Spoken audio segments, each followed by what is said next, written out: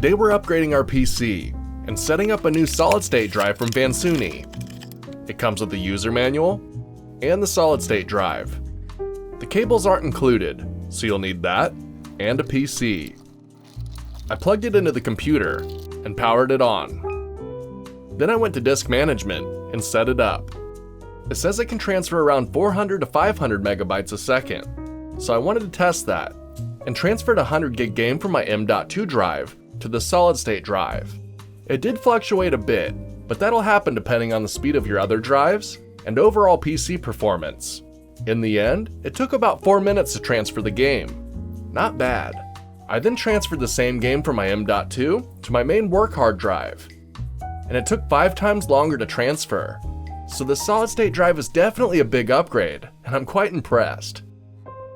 After I did the transfer tests, I booted up the game, and it opens really quickly. The loading times are short, and the game ran smoothly. And now that I've seen how much faster this is than my old work drive, I decided to move all my work projects over to this drive too. Editing softwares do a lot of reading and writing of files, so you want the drive you're working from to be as fast as possible. It wasn't bad before, but now it's great, and I'm happy.